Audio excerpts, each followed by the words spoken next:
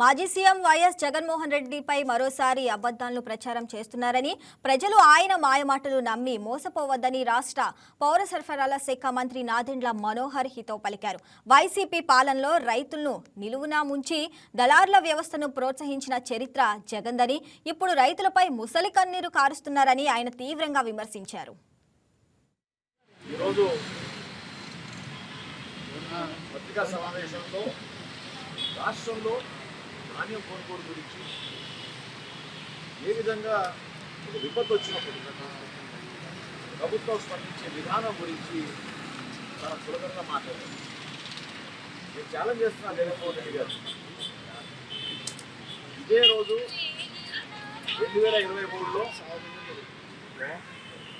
ఎన్నికల సమయంలో సిద్ధమవుతున్నప్పుడు ధాన్యం కొనుగోలు మీరు చేసింది 5,22,000 మెట్రిక్ టన్ను. ఇదే రోజు డిసెంబర్ 4వ తారీఖు మా కూటమి ప్రభుత్వం గర్వంగా 2,40,000 మంది రైతుల దగ్గర నుంచి ఈ రోజుకి 14 లక్షల మెట్రిక్ టన్ను ధాన్యం కొనుగోలు చేశాం. మీరు చెప్పే లెక్కేంటి, మా లెక్కేంటి? ఎక్కడున్నారు అసలు?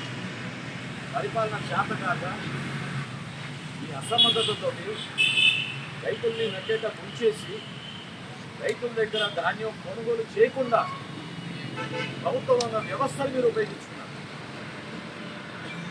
మీరు అనుకున్న రైస్ మిల్లర్కి పంపించారు సామి. ర్యాండమైజేషన్ పద్ధతి తీసుకొచ్చిందే మీరు. 60 కిలోమీటర్లు 70 కిలోమీటర్లు రైతులు కష్టపడి తోడుకుని వెళ్తే మిల్లుల్లో జరిగే దోపిడీ ఆరోగ్యం మీద ఎంత నష్టపోయారో మద్దతు ధర గురించి మాట్లాడుతున్నారు. ఈయన 2021లో జగన్మోహన్ రెడ్డి గారి హయాంలో 75 కిలోల బియ్యం బస్తా గ్రేడ్ ఏ వెరైటీ ధాన్యం 1,416 రూపాయలు. చివరి సంవత్సరంలో 1,652 రూపాయలు.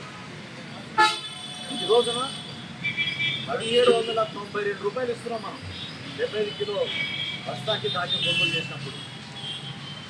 కనీస మద్దతు ధర అనేది ధాన్యం విషయంలో రాష్ట్ర ప్రభుత్వం, కేంద్ర ప్రభుత్వం సహకారంతో, సమన్వయంతో రైతును ఆదుకోవాలనే ఆలోచనతో ఒక మార్పు తీసుకొస్తారు. కానీ మీరే ఈ వీడియో మీకు నచ్చినట్లయితే లైక్ కొట్టి షేర్ చేసి వైకే టీవీని సబ్స్క్రైబ్ చేసుకోండి.